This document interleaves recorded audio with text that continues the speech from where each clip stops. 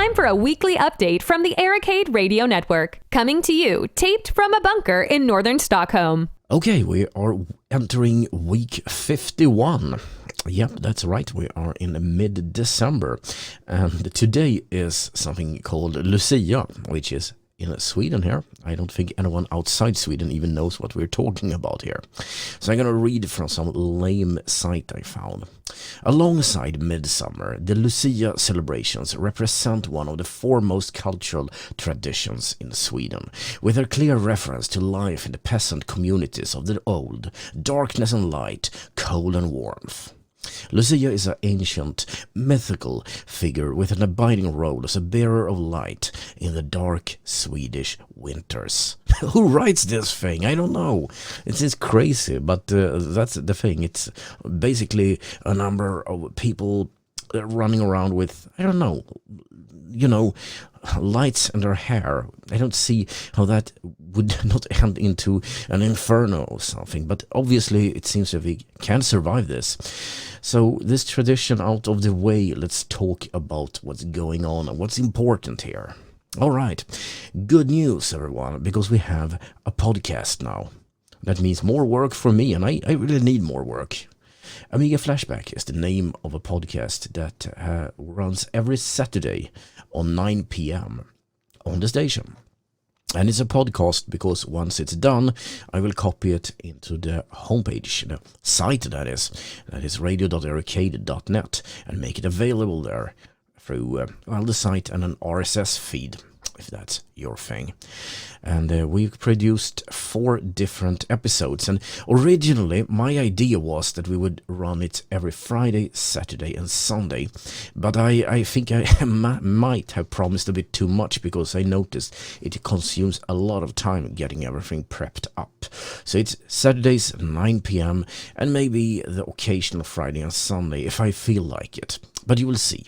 If you don't have to stay by the radio or anything. Podcasts are interesting in the way that, they can be listened to any time you want. And in Amiga Flashback, we talk about old demo groups, memories, and also music. A lot of the music from the station, and some songs explained a little bit more in detail. Yes, so that's something to look forward to every week. All right, what more is going on? Well, finally I got the Heatsinks to the server, and what this means is finally the heat is under control. And what I can tell you is that this has worked swimmingly well. I got the temperature down on the disks from something like 65 degrees centigrade to 40 degrees, and the hottest it runs is like 44 or 45, which is within specifications. That's good. The CPU conversely have also dropped in temperature because everything heats up together, because it's in the same computer box, the enclosure if you want to. So this is good. Everything is running much cooler. So I have been able to adjust the clock cycles up a bit, so it's running a bit faster per core. I have also removed some cores from the VMware instance to make sure you don't get a contentation issue where the VMware system starves the whole computer, the whole server, by simply stealing all the CPU cycles, which was a bit of a mistake in my first thoughts there. So yeah, well, okay, it's working a whole lot better. It's much more stable. So let's talk downtime then. Well, you could feel that with this, downtime has to be 0, right? Yeah, it would have been very good if I hadn't screwed up. And this is kind of the screw up that only I can do. On Friday evening, I disassembled the computer, the server. This was a controlled shutdown that lasted for a little bit more than 1 hour.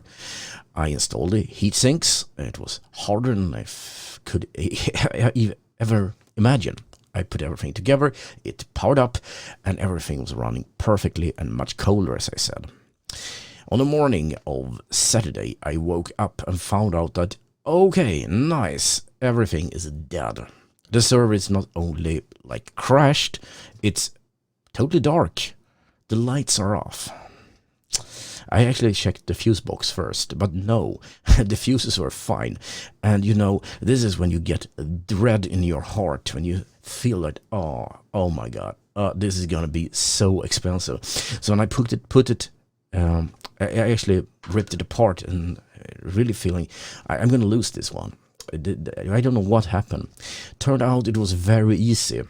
One of the cables to the Wi-Fi module had gotten stuck in the clasp that connects the motherboard connector to the motherboard. I had pulled the clasp apart a little bit and pulled it up and removed the cable. I had not checked the clasp because it did not click back, meaning that during the night the bloody cable jumped out of the motherboard by itself. I have no idea that was even possible, but obviously it is. Once I clicked it back, assembled everything back together, powered up, it worked.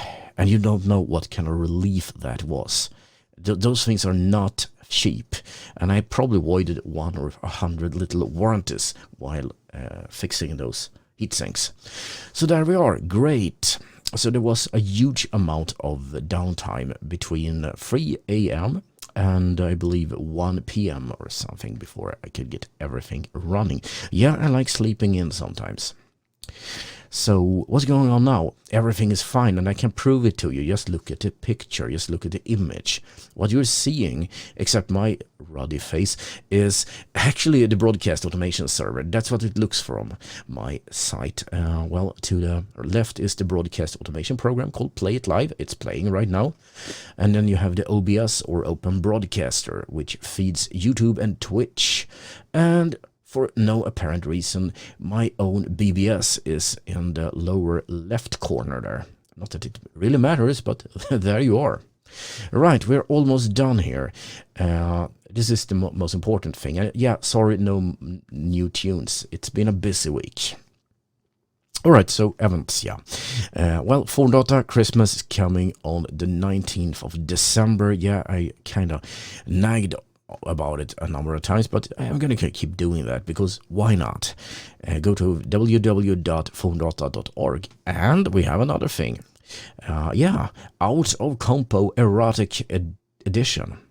Well, if you thought Russia was kind of like a petrostop that doubles as a purveyor of stuff like car crash videos, it is not. Actually, they have a demo compo here called the Out of Compo Erotic Edition. Yeah, okay, it is adult, but it's not like porn or anything. It's classy erotic stuff, and that would not be something I talk about on this channel if it weren't the case that it's actually done on Commodore 64 Sinclair Spectrums with whatever limitations those computers have. And I looked at some of this. It's very well done, and it's definitely not bad in a way. It's very tame, so to speak, and that means it's art. I really like what I'm seeing there. So that is another tip for you. Just search for it. I don't have a link right now, but I could put one in the description if you want to. And that would be all. What's happening next week? Yeah, I'm going to see if I can automate the podcast a little bit, because it's kind of manual. I have seen that the RSS feeds do not give you the tracks. It only gives you the links to the web page. And there's a number of these things that needs to be sorted out. So, yeah, that's pretty much the whole thing. Thanks for watching. The Arcade Radio Network, an echo from a digital past.